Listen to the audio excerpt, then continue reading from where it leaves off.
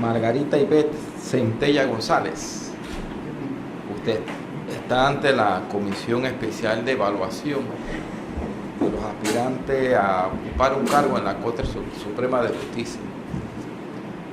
Para llevar a cabo la labor de esta comisión se elaboró un cuestionario que oportunamente se le hizo llegar. En ese cuestionario hay una serie de preguntas que se le van a estar formulando en esta jornada, y hay una con la cual siempre iniciamos, que es la primera, y es una pregunta que nos va a permitir conocerla a usted a través de su historia familiar, a través de su historia profesional y de su ejecutoria, pero también en base a las cualidades que usted considera al poseerla, que sustentan su aspiración a ser magistrada en la Corte. Para ello tiene la palabra Carlos Lee, de Alianza Ciudadana, para que inicie. Buenas tardes, magistrada. ¿Nos da su nombre completo, por favor? Margarita Ivette Centella González. Número de cédula. 653-295. 295, no sé si. ¿A qué cargo de la Corte Suprema aspira? Aspiro a magistrada de la Sala Tercera de lo contencioso administrativo, principal o suplente. ¿Qué nivel de educación ha alcanzado usted?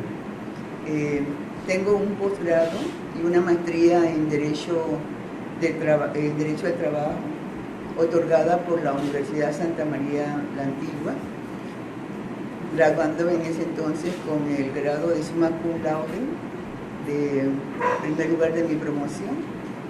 Soy licenciada también en Derecho y Ciencia Política de la Universidad de Panamá. También me gradué con el capítulo de honor Simailán. En eso la formación académica. Entramos un poco en el cuestionario que tuvo acceso. En la primera pregunta dice: describa su historia familiar, profesional y, en su opinión, qué cualidades la hacen merecedora de ocupar el cargo de magistrada de la Corte Suprema de Justicia, y le pide la misma pregunta, que nos dé elementos que sustenten su opinión. Muy bien. Nací en la ciudad de Chitré, en la provincia de Herrera. Desciendo del matrimonio formado por don Germán Centella, que en paz descanse, y doña Elizabeth González de Centella. Soy la mayor de 4 hermanos: Miriam Centella, Germán Centella y Germán Javier Centella, y 2 hermosos y talentosos sobrinos, Germán Ricardo y Alison Dayana. Ya manifesté la experiencia o la formación académica que me han señalado, y también puedo señalar como mi experiencia profesional judicial, que formo parte de la Jurisdicción Especial de Trabajo desde el año de 1983. Primero como juez de trabajo de la sexta sección en Herrera y Los Santos, posteriormente en la provincia de Colón, posteriormente en Panamá, hasta abril de 1996, cuando fui nombrada magistrada del Tribunal Superior de Trabajo del Segundo Distrito Judicial, cargo que ocupo hasta la actualidad. Tengo 36 años de administrar justicia en materia laboral, de pertenecer al órgano judicial. Poseo varias publicaciones sobre la materia, en materia de derecho del trabajo, al igual que seminarios nacionales e internacionales. He dado conferencias sobre la materia. Con relación a mi experiencia profesional docente, soy profesora de posgrado y maestría, tanto en la Universidad Santa María la Antigua como en la Universidad de Panamá. Soy formadora en la Escuela Judicial o el Instituto Superior de la Judicatura. Estoy a cargo de los cursos de organización de tribunales, jurisprudencia, ética, actualización judicial. Como afiliación, soy miembro del Colegio Nacional de Abogados, de la Unión Nacional de Abogadas. Pertenezco a la Asociación de Magistradas y Juezas del órgano judicial, a la Asociación Panameña de Magistrados y Jueces del órgano judicial. Como miembro de AMAJUR, ostenté la presidencia de este organismo gremial y durante mi presidencia tuve el alto honor de ser escogida como miembro de la Junta Directiva de la Asociación Internacional de Mujeres Juezas, representando a América Latina y el Caribe, un alto cargo que me dio mucho honor y mucho prestigio. De la misma manera, soy actualmente la presidenta de la Academia Panameña de Derecho del Trabajo, que es una institución sin fines de lucro que tiene como objeto el estudio científico del derecho laboral. Por este cargo formo parte del Comité Ejecutivo Internacional de la Sociedad Internacional de Derecho del Trabajo y la Seguridad Social, que tiene su sede en Ginebra, Suiza. Actualmente soy la presidenta también del Consejo de Administración de la Carrera Judicial. La carrera judicial que abarca o comprende a los magistrados, a los jueces, al personal de apoyo judicial y apoyo judicial especializado. A través de este cargo de Consejo de la Carrera Judicial, antes de eso, puedo decir que fui miembro de la comisión relatora de la ley de carrera judicial junto a la licenciada Anacita Rowe y a la magistrada María Eugenia López. También integré parte de la primera comisión de implementación de la carrera judicial y actualmente pues soy la presidenta del Consejo de Administración de la Carrera. A través de este cargo he impulsado la elaboración y la aprobación del reglamento de carrera judicial que existe actualmente y que se está aplicando en los concursos que se han sido declarados por la Corte Suprema de Justicia. La Corte Suprema de Justicia ha declarado 3 vacantes y a través de ese procedimiento de la ley y del reglamento se están llenando las vacantes de 3 magistrados, 2 magistrados civiles y un magistrado laboral. 2 magistraturas fueron sorteadas por ascenso y una de ellas por concurso abierto. Adicional a eso, se tiene ya elaborado el borrador de reglamento de evaluación del desempeño, igual también el manual de buenas prácticas. Se tiene fijado para el mes de octubre de este año la divulgación a los magistrados y jueces del reglamento de evaluación del desempeño para obtener sus sugerencias y se logra. Estamos pensando que entonces podemos aprobarlo más o menos para el mes de diciembre para que finalmente a partir del mes de enero podamos ya iniciar con la evaluación del desempeño de los funcionarios, de los magistrados y jueces del órgano judicial. Estamos construyendo el escalafón judicial, ya lo estamos terminando, para llenar entonces las vacantes que por ascenso han sido declaradas. Es muy importante que actualmente, quiero eso señalarlo, como presidenta del CAP, del Consejo de Administración de la Carrera Judicial, hemos llevado a cabo el concurso abierto, que tiene un nuevo sistema de selección de carrera judicial, un concurso que tiene 5 etapas: presentación electrónica de documentos, pruebas psicológicas y técnicas, formación y pasantía, concurso de oposición y entrevistas por competencia.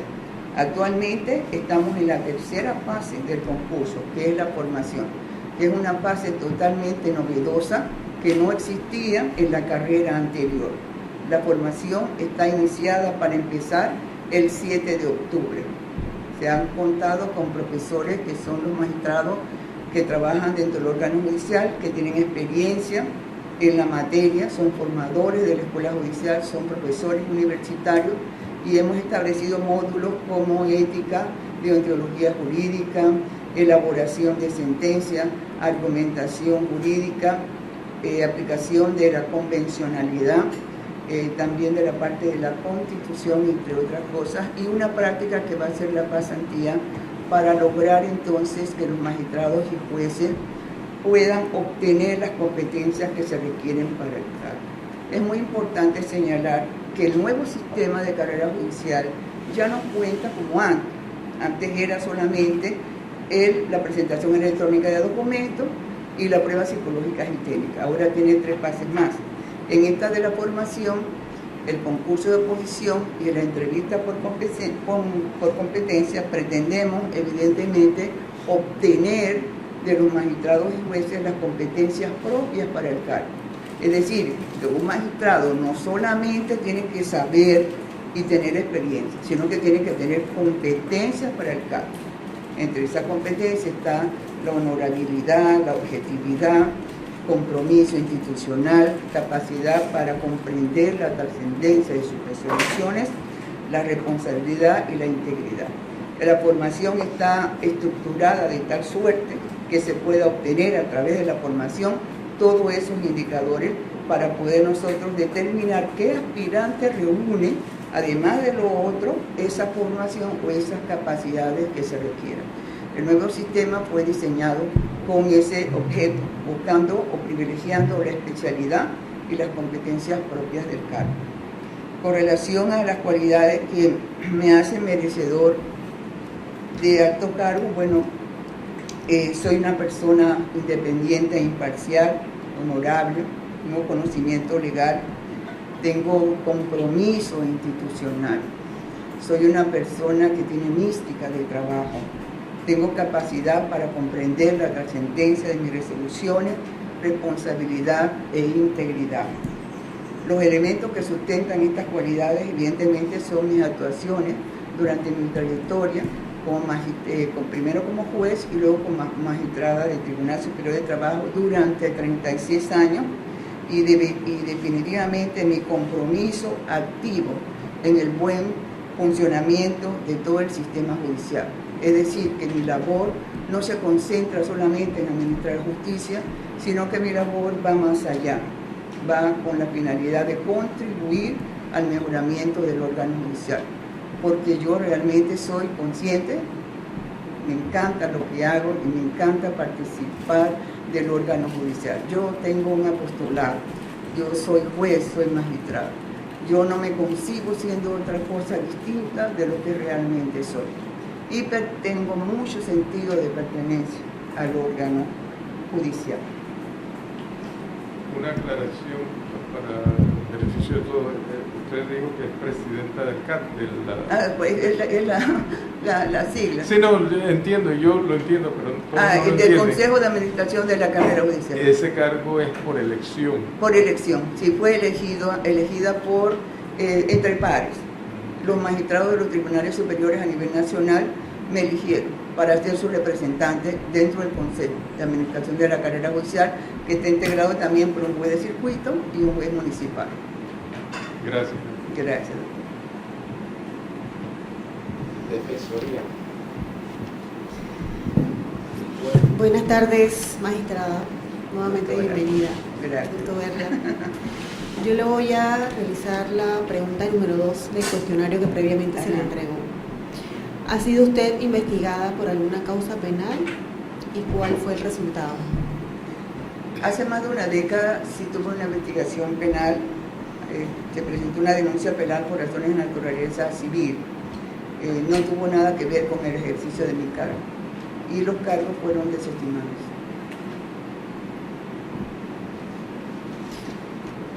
La pregunta número 3. ¿Ha sido usted denunciada o investigada por faltas a la ética ante el Tribunal de Honor del Colegio Nacional de Abogados o ante el órgano judicial, el Ministerio Público o alguna instancia administrativa? No, no he sido investigada por faltas a la ética.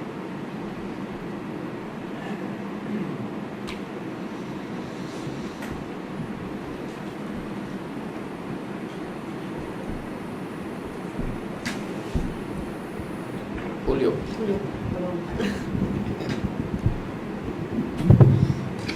Buenas tardes, magistrada, ¿cómo le va? Gracias. Sí, bueno, las preguntas que le voy a hacer son la 8 y la 13. Y la 8 es la siguiente. ¿Cómo garantizaría usted la independencia en la prestación del servicio de administración de justicia en el marco institucional existente? La independencia judicial se considera como uno de los valores fundamentales del sistema de administración de justicia, ¿no? de tal suerte que nosotros los jueces tenemos que administrarlo con honestidad y realmente con transparencia. La independencia judicial supone o implica que el juez tiene que ser imparcial. La imparcialidad es muy importante porque deriva de la independencia judicial, de tal suerte que debemos resolver los casos de acuerdo con los hechos y consonos al derecho, y sin influencias externas ni internas al momento de la resolución de los mismos. Sobre eso es muy importante algo de la imparcialidad que quisiera también compartir o comentar desde mi punto de vista o de mi visión, sino que los jueces no solamente deberían ser imparciales, sino que deben verse imparciales. Ese es un tema muy importante porque deben inspirar la confianza en la sociedad. Cuando la sociedad confía en un juez, evidentemente en su transparencia, en su independencia, evidentemente se percibe que existe un sistema de legalidad. No es que los jueces, y para eso o se garantiza esa independencia judicial implementando la implementación efectiva de la carrera judicial, porque el estado natural del juez tiene que ser con estabilidad. El juez, y eso se logra a través de la forma de selección, que es a través de la carrera judicial. Porque el juez, ya insisto, no solamente debe ser imparcial, sino verse. Por ejemplo, los jueces interinos o provisionales, a veces, no es que no sean imparciales, yo pienso que sí lo son. El tema es que como no son de carrera, no se ven imparciales. Ese ver imparcial es lo que es importante y eso se logra a través de eso, a través de la forma de selección, a través de que sean jueces de carrera judicial. Otra cosa importante que deriva la independencia es la formación ética, que se trate de jueces éticos, que comprendan lo que es correcto y lo que no lo es. Otro punto importante es la evaluación del desempeño. O sea, es muy importante que el juez, para el fortalecimiento de las garantías que tienen que ver con la independencia judicial al momento de administrar justicia, tenga una evaluación del desempeño, que su desempeño sea cónsono realmente con la labor que está desarrollando. Actualmente no tenemos un sistema de evaluación del desempeño en el órgano judicial, no se tiene. Estamos trabajando en él, pero ya tenemos el reglamento. El reglamento ya fue elaborado por el Consejo de Administración de la Carrera Judicial y está revisado por nosotros y lo vamos a poner, como les expliqué, en divulgación en el mes de octubre. Tengo la divulgación y esperamos que para el mes de diciembre el mismo ya se encuentre aprobado. Otro punto importante de la independencia judicial es la rendición de cuentas. El juez debe responder por sus acciones y por sus omisiones. Eso es muy importante. Y la independencia económica. Evidentemente que el órgano judicial no tiene autonomía financiera.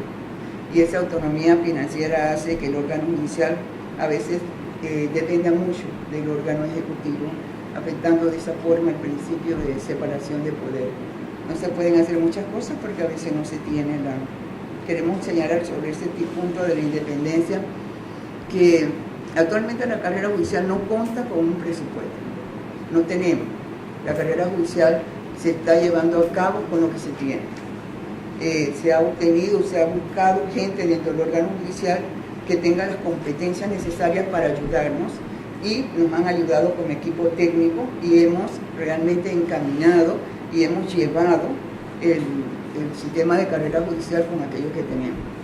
Sé que hay muchas quejas, se piensa que el sistema de carrera judicial ha sido lento, que está lento, que nada más tenemos 3 vacantes, pero quiero manifestarles en realidad que he estado allí, que es mejor, porque eso nos ha permitido, ¿verdad?, ver las prácticas, ver las fortalezas del sistema, ver en qué cosas vamos a tener que mejorar y qué cosas entonces podamos ayudar para que el próximo año, con el presupuesto adecuado, nosotros podemos entonces sí empezar ya de forma masiva o mayor la cantidad de casos y poner a los jueces que son hasta ahora provisionales interinos en carrera judicial. Eso es nuestro objetivo, es lo que realmente se quiere y se está trabajando en ello con ese propósito.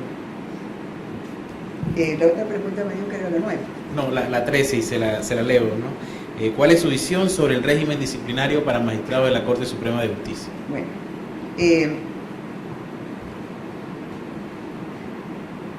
La ley de carrera judicial aprueba lo que es el Tribunal de Integridad y Transparencia.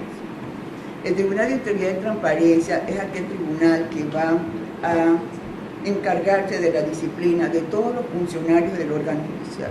Actualmente el mismo pues, no ha sido implementado y las unidades nominadoras nos encargamos entonces de conocer de la disciplina de los superiores jerárquicos, se encargan pues, de la disciplina de los funcionarios.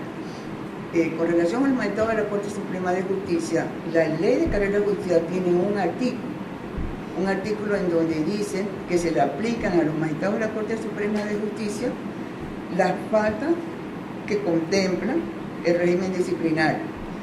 Y también dice que se aplica el procedimiento. La ley lo dice. El tema es que la ley puso que serán juzgados mediante la autoridad competente. Al decir o indicar la autoridad competente, se creó un vacío. ¿Quién realmente era el competente para conocer la falta disciplinaria de los magistrados y jueces? ¿Es la Asamblea? ¿Es otro órgano?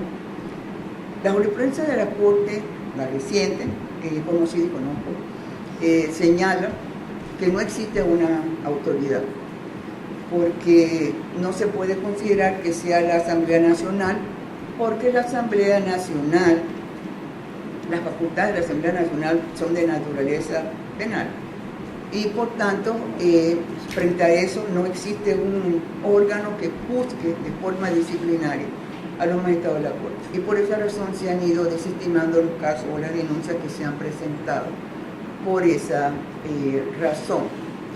Si usted me pregunta, o sea, en el principio debería ser la Asamblea Nacional la que conozca ante la ausencia de una autoridad, ¿no? Pero haciendo un análisis, porque yo he hecho un análisis de la situación que se presenta, porque me quedo yo pensando, porque si usted ve, las faltas disciplinarias son de tres naturalezas: gravísimas, graves y leves. Las gravísimas conllevan la destitución del magistrado, pero las demás no. Entonces, una falta leve es que un magistrado llegue tarde o que falte a su trabajo por 2 días. Entonces, si digamos que busquemos a la Asamblea como órgano competente, decirle a la Asamblea o llevar una denuncia allá, iniciar todo ese proceso ante la Asamblea Nacional para ver si un magistrado llegó tarde o no. Y no es para que le pongan la destitución, sino una sanción. De pronto hasta le ponen un memorando, porque la amonestación es verbal, sanción.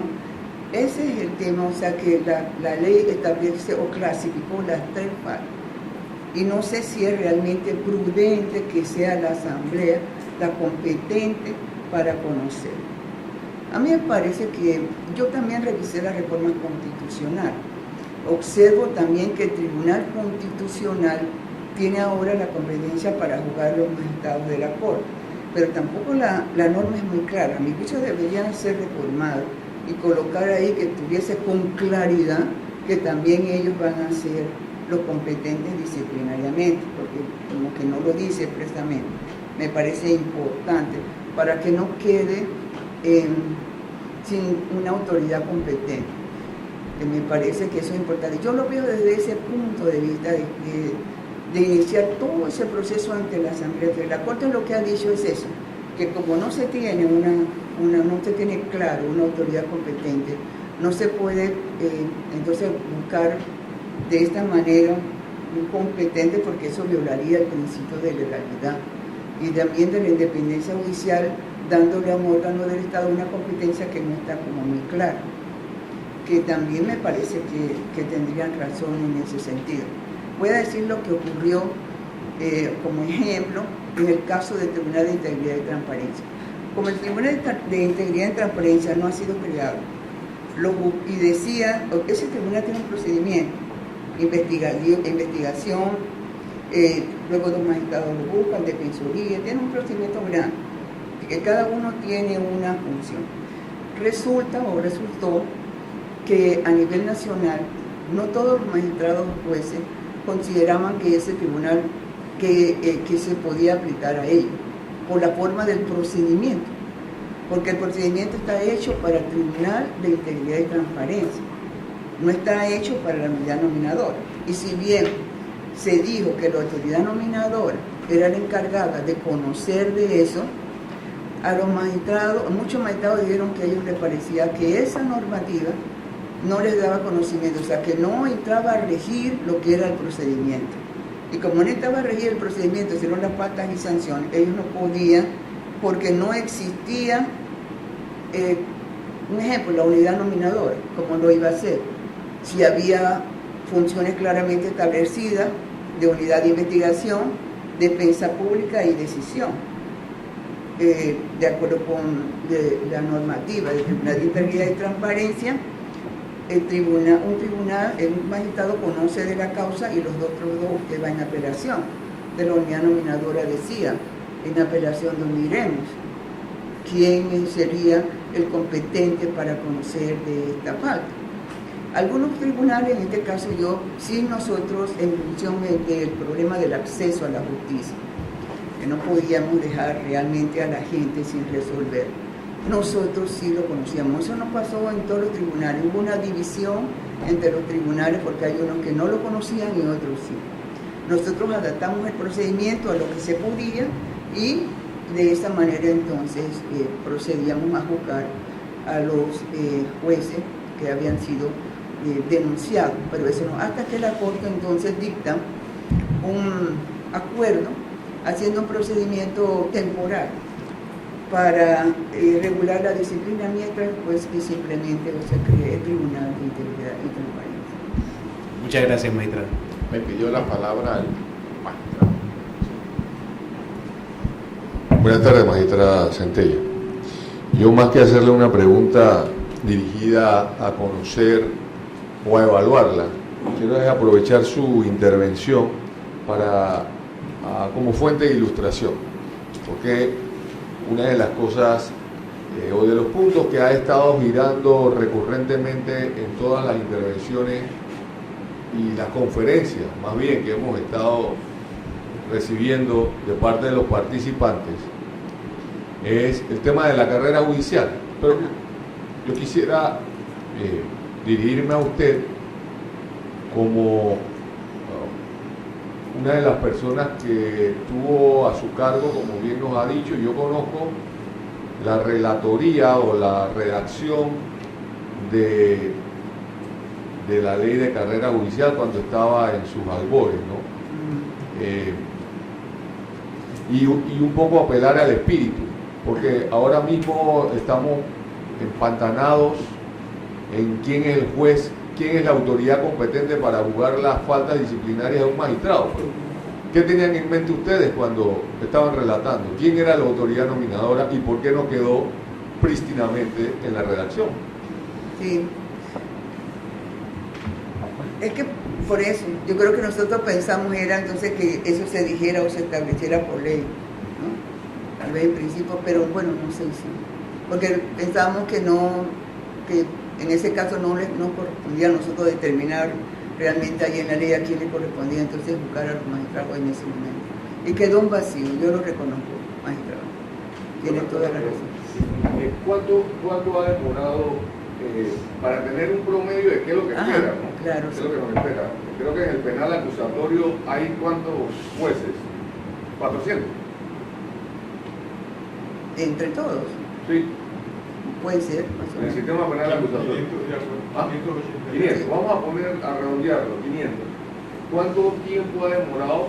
Pero, por supuesto, producto del sistema tal cual está en la carrera, la experiencia que hemos tenido con el magistrado del cuarto distrito judicial. El concurso abierto está demorando, inició en abril y está para terminar entre enero o febrero. O sea, casi 9 meses. Sí, demora. O sea, esa va a ser la experiencia que vamos a tener con los 500 del sistema penal acusatorio. Sí, porque por lo general el tema es que creo que esos cargos van a ir en su mayoría por concurso abierto, excepto aquellos jueces de circuito que eran de carreras penales, que eran de carrera judicial ya, y que pasaron a ser juez de juicio, y se les suprimió el cargo. Entonces, esos jueces que a quienes se les suprimió el cargo y que pasaron como jueces de juicio, se les está reconociendo sus derechos de carrera en el cargo de juez de juicio porque no tienen dónde regresar. Entonces ellos, el acuerdo mismo de la Corte dice que pasaban al cargo de juez de juicio con sus derechos de carrera. Esos sí son de carrera judicial, que son muy pocos, pero el resto que trabaja en el sistema no va a ser, la mayoría va a ser por concurso abierto. La mayoría. Pero quizás hay que tomar en cuenta que hay muchas cosas que ya se avanzaron porque no estaban los reglamentos y todo que, exacto, que ya se tienen. Se tienen, ¿no? Ya se tienen. Que lo que hay que hacer, a mi juicio, es establecer las estrategias. O sea, hay que establecer las estrategias. Eso, por ejemplo, ahora en el mes de octubre, el Consejo debe preguntarle a todas las unidades nominadoras que presenten sus respectivas vacantes. ¿Cuáles son las vacantes que existen a nivel nacional? Ya tendremos una idea clara de cuáles vacantes tenemos. Entonces, para que se haga una estrategia de qué cantidad o cómo vamos a hacer, quiénes van primero, quiénes van segundo, porque realmente son muchos. Más del 80% en el órgano judicial es interino. La gente de carrera es muy poca, precisamente. Pero esa situación de que la gente que perdió la carrera judicial obedeció a la disposición de la licencia. Por ejemplo, como la carrera judicial fue suspendida, la gente se vio en la necesidad de trasladarse de un puesto a otro buscando obviamente, ¿no?, mejores condiciones de trabajo, mejores salarios, porque las personas no tenían carrera. Entonces, cuando ellos tenían 4 años de estar ahí, de acuerdo con la ley, tenían que renunciar o regresar a su cargo, que como era un cargo superior, que tenían mejor salario, entonces la gente decidía renunciar a sus derechos de carrera.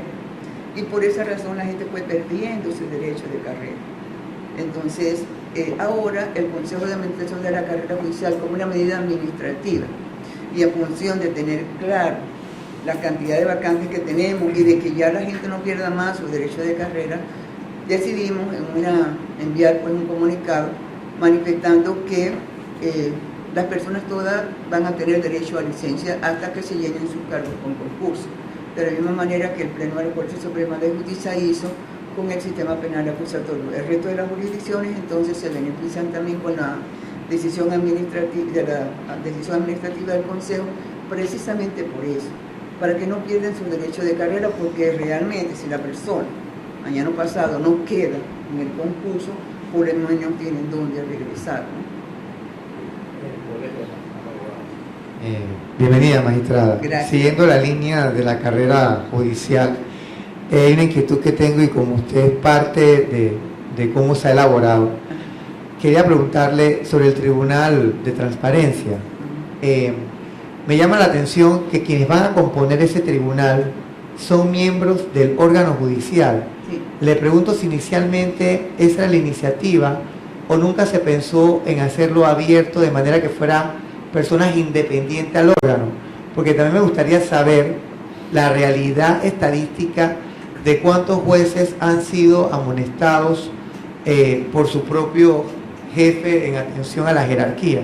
Entonces quería saber si la visión inicial fue contemplar lo que fuera del mismo sistema o si inicialmente se consideró que fueran personas que no tuvieran ninguna intromisión en el sistema, y de ser así, ¿por qué varió cuando fue a la asamblea? Sí, bueno, el proyecto llegó como que se iba a permitir que de fuera también se hiciera una terna para el nombramiento de esos magistrados que iban a ser por la Corte Suprema de Justicia. 2 de ellos iban, uno de ellos iba a ser de carrera y el otro nombrado por las asociaciones y el otro por la sociedad civil. Pero cuando el proyecto fue a la asamblea se cambió y se dijo que tenían que ser de carrera judicial y el nombramiento iba a ser a través del concurso de oposición. El concurso abierto. Eso se cambió en la asamblea, pero recuerdo que inicialmente era así. El proyecto llegó así. Desconozco la verdad cuáles fueron las razones por las cuales, porque no participé allí de la discusión, así no estuve en ese momento, no desconozco. Es la sorpresa que nos dan los diputados siempre. Sí, pero el proyecto no llegó así. Llegó así de que cada cual iba a tener, porque aquí está el magistrado Michel, lo tengo que decir, el interés del magistrado Michel en principio fue así, que fueron personas para poder oxigenar un poco el sistema y como era la disciplina y como entendíamos entonces que la sociedad civil quería participar también, en este caso con magistrado de juez y con todo lo que tuviera. Que me parece importante la intervención siempre. Ahorita la sociedad civil, lo que sí es importante señalar en la carrera, que participan en las entrevistas para los magistrados, para los funcionarios del órgano judicial. Es decir, la sociedad civil va a estar junto con la unidad nominadora en la entrevista. Actualmente, para el cargo del magistrado del cuarto distrito judicial, hemos hecho una convocatoria pública, tal como se dice el reglamento, para que las asociaciones de la sociedad civil presentaran sus papeles y han presentado varias. El Consejo ya en estos días va a proceder entonces a escoger a la asociación que quedó elegida, pero tuvimos como 4 o 5 participantes, o sea que me parece interesante que tienen el interés realmente de participar en las entrevistas que se van a dar ahora a los aspirantes que inician la formación y que quiero volver a rescatarla. Estoy muy contenta porque la formación es una etapa nueva que siempre se ha querido y siempre se buscó.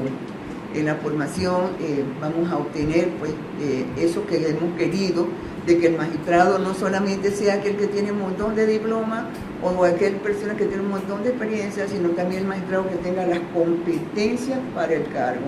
Que cuando usted vaya al cargo sepa qué hacer, cómo hacerlo, que tenga todas esas competencias que lo lleven realmente a desempeñar el cargo de manera correcta.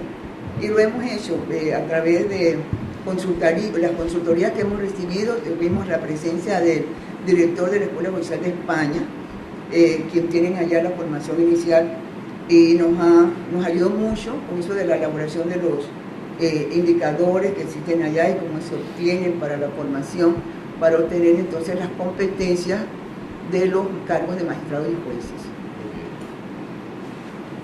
Doctor Michel. Bienvenida, magistrada. Gracias, magistrado.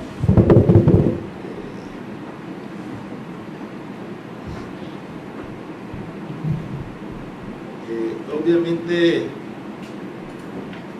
aquí tenemos una pregunta que creo que está de más formularla, pero y además somos conscientes del trabajo que usted realiza en muchas actividades del órgano judicial, dentro de las cuales está tu permanente trabajo en la concepción, elaboración y desarrollo de la carrera judicial. Y pido disculpas públicas por no haber aceptado ninguna invitación suya, que me ha hecho varias para ir, al igual que la corte y la escuela judicial, porque en 4 años que tengo que estar fuera estoy prácticamente en el exilio. No es que yo involucrarme. Siempre está. Está en el exilio.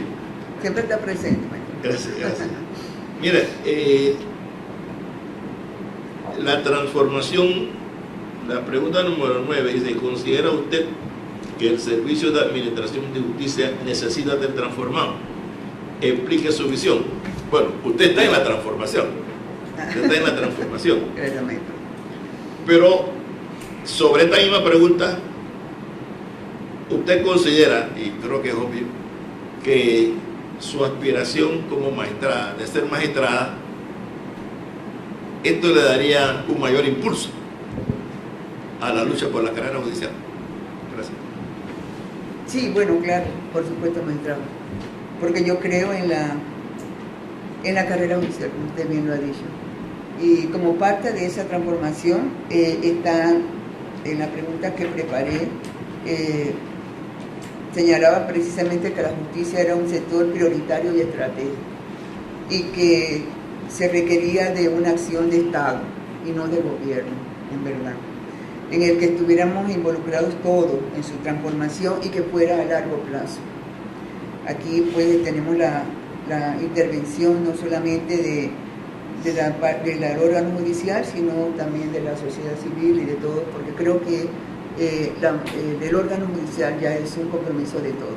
Y estas comisiones de evaluación así lo dicen, el interés que todos tenemos para llevarlo a cabo. Actualmente el órgano judicial está elaborando un plan estratégico. Desde hace mucho tiempo no se tiene, ya lo tenemos, estamos participando, hemos traído un consultor español y a través de él y de todos los funcionarios administrativos y un grupo de funcionarios de magistrados y jueces, estamos elaborando el plan estratégico. Incluso me lo han mandado y el plan estratégico tiene como finalidad determinar la resolución eficaz y oportuna de conflictos, reforma jurisdiccional, equiparación de la carga laboral en el sistema judicial, optimización de gestión de oficinas y despachos, métodos alternos de resolución de conflictos.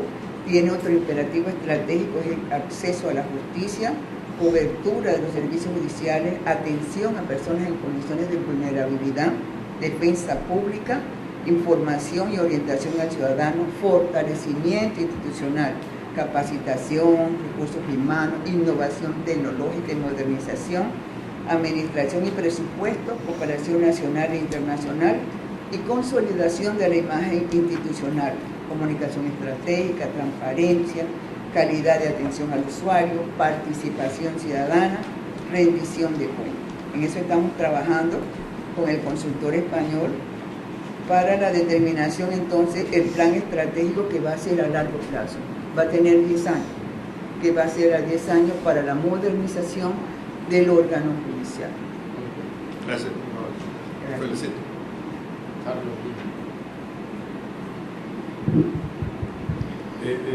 En esa misma inquietud de la modernización del órgano judicial y particularmente la implementación de la carrera judicial, usted está aspirando al cargo de magistrada de la Corte Suprema en la Sala Tercera.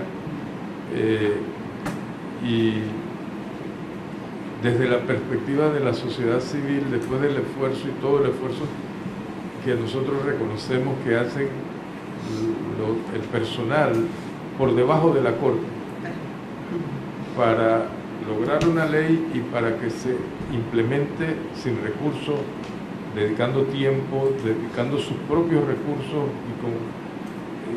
y no ponen el pretexto de que no hay recursos y han avanzado. Por esa actitud han avanzado muchísimo, ¿no? Pero y yo hago la diferencia porque yo desde la percepción nuestra indicamos que un gran obstáculo para que, además de la falta de recursos que somos conscientes, pero que ha tenido la mayor agilidad en la implementación, está en la cabeza, en la voluntad política de la Corte Suprema de Justicia, que no ha habido las alianzas necesarias, los acuerdos necesarios desde la Corte Suprema. Por la experiencia que usted tiene, siento que no ha habido la alianza, pero siento que por la experiencia que usted tiene y los años que lleva en esta lucha, se va a enfrentar en un ambiente en donde no hay una buena disposición, es la impresión que tenemos, de implementarla. Y entendemos porque la carrera judicial de alguna forma se mete con el control del poder que históricamente ha tenido por la estructura que tenía la Corte, que los magistrados tenían control de los nombramientos y todas estas cosas, y ahora se pone orden, ¿no? ¿Cómo usted cree que tendría usted, además del conocimiento y la experiencia, el carácter para enfrentar un tema que no es de procesal, laboral ni nada, sino el carácter para enfrentar, o más que enfrentar, para convencer al resto de los magistrados para que en una sola esfuerzo, de una vez por todas, predomine la voluntad política para la implementación de la carrera? Bueno, yo quiero manifestar que el magistrado presidente, Hernández León, ha dado un apoyo irrestricto a la carrera judicial. El magistrado, yo realmente no tengo quejas con el magistrado presidente. Ha estado apoyando 100%. a la carrera judicial. Nos ha dado apoyo incondicional y también lo han hecho también los magistrados de la Corte. Yo quiero manifestarlo porque siempre es importante. Fíjense, hemos hecho este concurso. Las dos primeras etapas del concurso abierto han sido privadas, o sea, los resultados, porque así lo dice la carrera judicial, que las dos primeras etapas, por aquello de protección de datos, ¿no?, que son resultados de examen y eso, no se dan a conocer excepto a los propios aspirantes. Y a partir del tercero, que es la formación, sí va a ser pública la oposición y el resto, pero yo no siento que los magistrados no estén participando, porque sí lo están haciendo. Mentiría si yo les dijera que algún magistrado me ha llamado para preguntarme, Margarita, dime quiénes están en esa lista. Jamás, nadie lo ha hecho.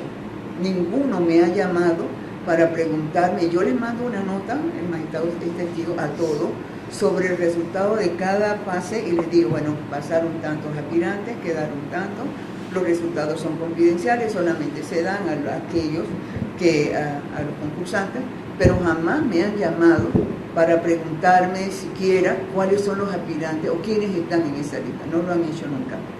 El magistrado Arrocha, junto con la magistrada Russo y el magistrado Hernández León, participan de la Comisión de Evaluación de Aspirantes, que va a estar encargada del concurso de oposición, porque ellos son los encargados junto con el director de la Escuela Judicial y la Secretaría Técnica de Recursos Humanos. Y ya ellos han mostrado, ya participaron en la presentación de la comisión y van a estar junto con nosotros en la elaboración de todos esos reglamentos que ya estamos más o menos en borrador para compartirlos con ellos, para que ellos nos digan el temario, si hemos hecho un borrador, entonces para que el magistrado y la magistrada Russo y el magistrado nos digan, bueno, vamos a tratar este tema, ellos están participando, realmente lo están haciendo. Y eso sí yo quería pues manifestarlo y decirlo que sí lo es. Para que tal vez se tiene la percepción, pero no es así. O sea, hablo y lo digo con propiedad que es realmente así. Y con relación al carácter, bueno, yo siempre digo que el carácter proviene no de la fuerza de la voz o de la cara, sino que proviene precisamente del trabajo. Una sobrina me preguntó a mí, porque yo estaba buscando los papeles para ser magistrada de la Corte y viendo el cuestionario, y ella se me queda viendo y me dice, tía, yo te estoy oyendo que tú quieres ser magistrada, pero tú no eres magistrada. Y yo me quedé, cuando ella me dijo eso, me quedé, ¿qué quiero hacer? Entonces me quedé pensando que realmente soy magistrada desde hace 36 años. Lo que hago es administrar justicia y lo hago durante 36 años. Lo hago con esos valores que les acabo de explicar y con esas cualidades que tengo de transparencia y objetividad. No conozco, y lo digo, la corrupción. Yo escucho hablar mucho de corrupción, pero no la conozco. Yo nunca he tenido la corrupción frente a mí. Yo jamás he tenido a un trabajador, a un empleador, a un abogado, ni a un magistrado de la Corte que me haya llamado y que me diga, Margarita, falla este caso así o tienes este caso. Nunca lo he recibido. O sea, no conozco eso, no lo sé. Tengo en ese caso el respeto de todos ellos y eso me parece que habla por mi trayectoria, por todo lo que tengo. También quisiera, por también lo que dijo el magistrado Michel, de mis aspiraciones como magistrada de la Corte, y lo voy a hacer con una anécdota, como soy de Chitré, estas anécdotas quedan un poco vernaculares propias, criollas. Yo tengo unos sobrinos que adoro, y esos sobrinos siempre se van de verano al interior, siempre van a la casa de mi mamá. Mi hermano menor vive con mi mamá, y entonces ellos van y se apropian de la casa, no sé si les pasa eso, ellos van al río, ellos se apropian de la casa, del televisor, se apropian de la refrigeradora, se apropian de hasta de la abuela.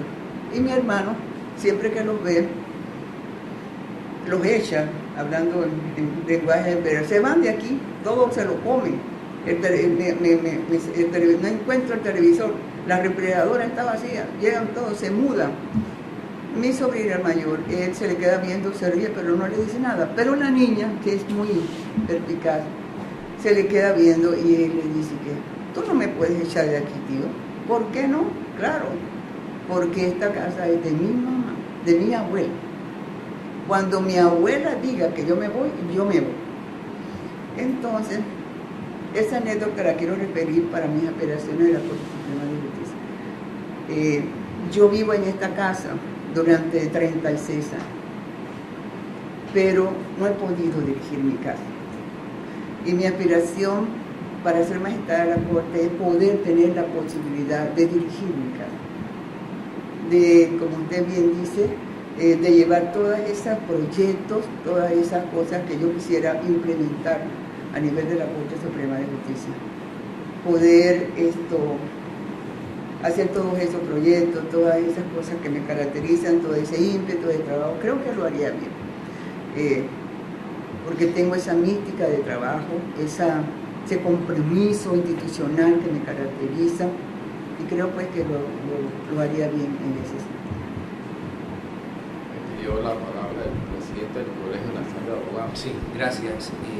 A raíz de la pregunta de don Carlos Lee, bueno, lo primero felicitar a la magistrada por estar dispuesta a ser sometida a este interrogatorio, destacar su condición de mujer abogada, entendiendo que una corte de 9 sola tiene a una magistrada principal en estos momentos. A mí me surge una inquietud en lo siguiente. Si los magistrados actualmente de la Corte Suprema de Justicia están generando las facilidades, las condiciones para que la carrera judicial avance, me surge, le preguntaría ¿dónde estaría el estancamiento, por ejemplo, para que se ponga en funcionamiento el Tribunal de Integridad? Si es un obstáculo interno del autogobierno del Pleno de la Corte Suprema de Justicia, si es un tema externo desde el Ejecutivo por falta de presupuesto, y en dónde se tiene que hacer, digamos, el empujón o el envión final para que esto ya deje de ser como repetitivo, ¿no? Se habla de la carrera judicial y las críticas permanecen, unos dicen falta de presupuesto, otros dicen el autogobierno, y me genera esa duda de dónde entonces está, si tenemos a magistrados entusiastas por la carrera judicial en este momento. Y también le preguntaría sobre lo que describió al principio de su intervención, de estar consciente del impacto social de las resoluciones. ¿Cómo se compagina eso en un mundo en donde la justicia está tan cuestionada en la opinión pública, y qué rumbo toma esa conciencia? Bueno, con relación al Tribunal de Integridad y Transparencia, hasta donde tengo entendido, el problema ha sido un presupuestario. Falta el presupuesto. Es que ese es un tribunal grande, que tiene un magistrado investigador y toda una estructura de investigador. Tiene a su vez un defensor, que sí, van a ser varios defensores. Tiene 3 magistrados y toda una estructura. Muchísimo dinero realmente necesitamos para ese Tribunal de Integridad y Transparencia. Esa ha sido la razón que yo he recibido. No he recibido ninguna otra razón, ni tampoco ninguna manifestación de que no se haya querido el tribunal en ese sentido. Lo único que sé es lo que le puedo decir. De lo que he sido informado es precisamente que el tribunal, por razones de presupuestario, ¿no? Porque es un tribunal que, fíjense, y yo lo digo por nosotros los 3 consejos no tenemos estructura física ni personal. Yo, el doctor Soler, gracias a Dios, me ha concedido su escuela judicial para que yo esté allí prestando servicios en ese consejo. No tenemos todavía. Necesitamos un presupuesto que a mí sí me gustaría, para que le dé estructura a los consejos. Eso le da imagen, le da prestigio, le da fuerza a los 3 consejos de administración de la carrera judicial. Que los 3 tengan su propia estructura, su propio personal, porque realmente ahora estamos trabajando con muy pocas personas y estamos trabajando mucho. No nos quejamos, porque ¿verdad? Como dice el licenciado Lee, que nos ha visto, no nos estamos quejando. Pero cuando vengan los concursos masivos, sí yo siento que no vamos a poder, con la cantidad de personal que tenemos no va a ser posible. Necesitamos mucha más gente que nos vaya a ayudar, porque no va a ser posible cuando usted saque vamos a suponer, 50 magistrados, la cantidad de gente que va a concursar para 50, en las tablas concursaron cerca de 60. Cuando yo saque 50 y 30 de ellos sean en Panamá, eso va a ser muchísima cantidad de personas. Y con lo poco que tenemos realmente no vamos a poder enfrentar. Necesitamos ahí sí necesario un recurso para eso, porque no vamos a poder contar. Eso sí está claro en materia de recursos. El otro punto que me había dicho, perdón. Bueno. Sí, yo, por el interés que como también hemos estado desde la creación de la criatura del proyecto de ley para la carrera, hemos estado de cerca y hemos visto, realmente yo siento que ciertamente que es un problema de presupuesto, sí. Pero yo también quiero decir que siento que hay, a pesar de que la magistrada nos ha dicho de que el magistrado Hernán Delgado de León, perdón, que asumió hace un año y tanto la presidencia interina, y yo lo veo en las reuniones y en todas esas cosas interesadas. Sí, él es la parte. Pero yo sí siento que hay una falta, además de la falta de... Antes estaba la presidencia del magistrado Ayub Prado, y porque además yo quiero reconocer, aprovechando su presencia, reconocer el empeño que la gente, los funcionarios han dispuesto su tiempo y todo para empujar lo poco que tienen, lo mucho que han hecho sin recursos.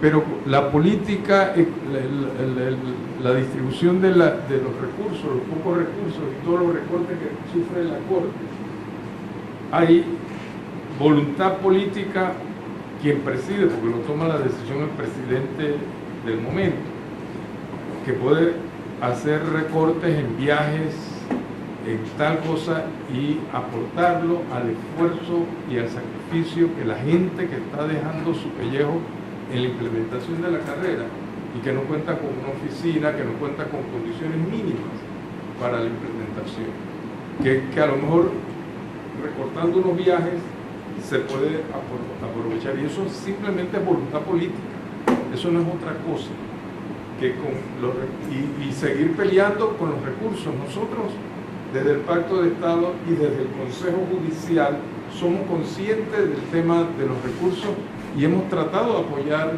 a la institución para que el órgano ejecutivo entienda la importancia de dar los recursos necesarios para eso.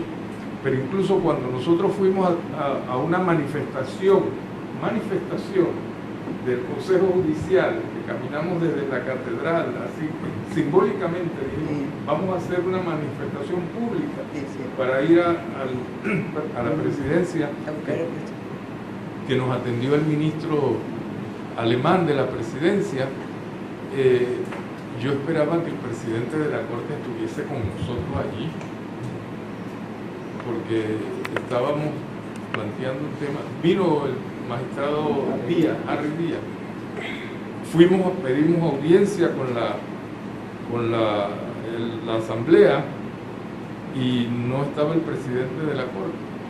O sea, yo entiendo que eso se da cuando hay conciencia, cuando hay voluntad política, es decir, yo me voy a apoyar de gente que está entendiendo que aquí hay un problema financiero, que a lo mejor el Ejecutivo no por mala fe, sino porque no termina de entender la importancia que tiene dotar a la Administración de Justicia de los recursos necesarios, porque nosotros estamos hablando de una ley, nada más la ley 53, pero hay alrededor de 15 leyes aprobadas por la Asamblea de Diputados que afectan el órgano judicial o la Administración de Justicia, que no se han podido implementar porque no hay recursos. Alrededor de 19.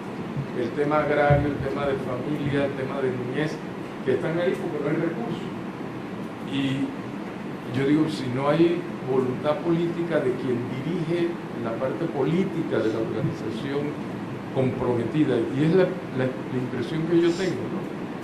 Que no es una pregunta magistrada, Sí, pero yo quiero aprovechar primero de reconocer el esfuerzo del personal que se ha empeñado porque sabe que van a sacar beneficios, porque va a ser mucho mejor la estructura, porque creen que es necesario eso, pero que la cúpula no ha respondido como debiera responder. Y el ex magistrado Harry Michel, que yo quisiera que no se callara, porque él vivió la primera parte de la experiencia, pero también él, cuando estaba como magistrado, él puede contar su experiencia de que él estaba solo, bastante solo, refiriéndome a los 9 magistrados. Y ojalá, a mí me interesa mirar que los aspirantes de ahora encuentren o tengan la capacidad de buscar las alianzas con las organizaciones y con los espacios incluso adentro para fortalecer la administración del país. Méndez. Buenas tardes. Margarita y Beth. Bueno, saliéndome un poco del tema que se está ventilando, encomiable el trabajo que usted ha venido haciendo en pro de la carrera judicial, pero viendo en donde usted ha estado fungiendo, que es en la parte laboral,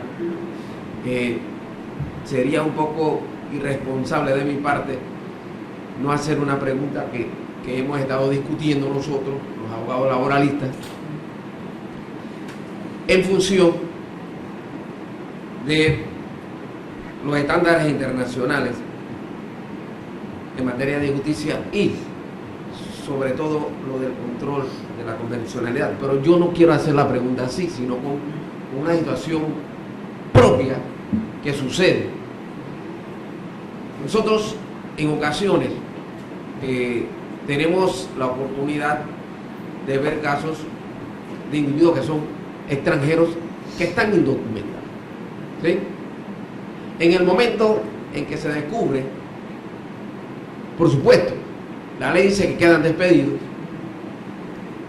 y entonces algunos patronos responsables, no son todos, dicen, bueno, ahora yo solamente tú puedes pagar tu derecho adquirido y ve a ver qué tú haces.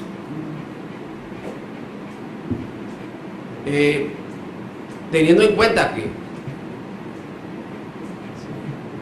el individuo y las leyes en tiempos anteriores, porque ya no se están viviendo los mismos tiempos, cuando se sucedían esos casos, el individuo no tenía derecho, o las leyes precisamente decían que no tenía derecho a su indemnización. Ahora, lo que yo quiero es que usted, siendo magistrada, me ilustre un poco más sobre los fallos que se habían venido virtiendo en ese sentido y cómo ha estado incidiendo el control de la convencionalidad sobre ese aspecto. Sí, bueno, el trabajador extranjero es un tema del trabajador migrante. Sí. Un tema que siempre se trata, la academia lo hemos tratado, la vez pasada en el congreso anterior tratamos eso de los trabajadores migrantes. Voy a decirlo de la jurisprudencia. Realmente la jurisprudencia ha señalado con claridad que le corresponden sus derechos adquiridos, ¿no? Vacaciones y eso. No se reconoce la indemnización, es porque hay un artículo, licenciado, del código, que es el artículo 20. Sí.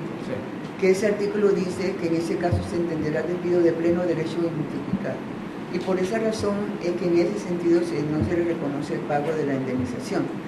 Pero hemos estado también reconociéndole incluso la prima de antigüedad. Y el tribunal del cual formo parte, hemos incluso estado reconociendo el fuero de maternidad, en base precisamente a la aplicación de los derechos fundamentales.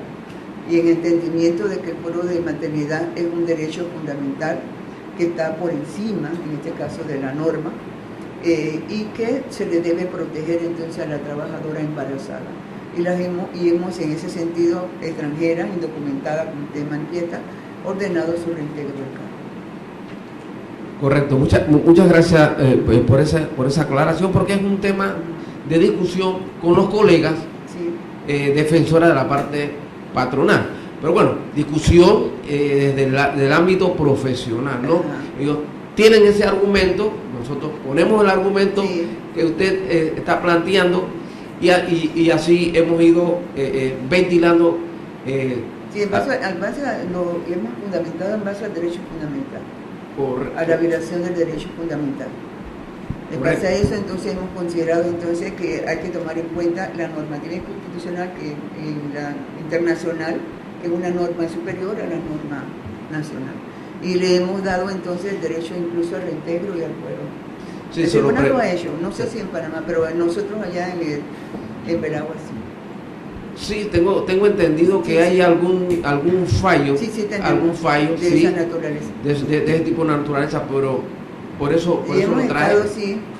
Que usted misma lo por ejemplo, ahora que hablas de los derechos fundamentales, yo soy muy de reconocimiento de los derechos fundamentales porque yo escribo sobre derechos fundamentales de los trabajadores. Es un tema que me gusta, me apasiona. Y entonces, en ese sentido, hemos estado aplicando esos derechos fundamentales a las relaciones laborales, precisamente para reconocer los derechos de los trabajadores. Le podemos decir, hemos hecho eso también en esos jurisprudencias que tienen que ver con el fuero de los trabajadores que padecen de las enfermedades crónicas degenerativas e involutivas. Ante los vacíos que ha tenido la ley, el tribunal se ha manifestado y ha indicado, por ejemplo, cuando no existe la comisión interdisciplinaria encargada de la determinación de la discapacidad y de la existencia de la enfermedad, el tribunal ha considerado que la ausencia de esa comisión interdisciplinaria no niega el derecho, porque el derecho es aparte, el derecho hay que reconocer el derecho fundamental, que lo otro es una ausencia, una falencia administrativa que no puede incidir en el derecho. Y hemos considerado que un médico lo podría hacer. Después la Corte también ha recogido esa misma jurisprudencia en ese sentido. Y lo hemos hecho reconociendo el derecho fundamental. Lo mismo ocurre en el derecho de fuero de maternidad, que también el tribunal ha considerado, entonces, igual que lo ha hecho la Corte, que es un derecho fundamental. Y las jurisprudencias están hechas en base precisamente a la discriminación que es objeto de la mujer cuando es despedida por razón de su embarazo. Y hemos hecho también aplicando las 100 reglas de Brasilia, que Panamá ha aprobado, y siempre que tenemos casos como ese, colocamos entonces las 100 reglas de Brasilia como grupos vulnerables en ese momento. Sí lo estamos haciendo, gracias a Dios. Okay, muchas gracias, magistrada.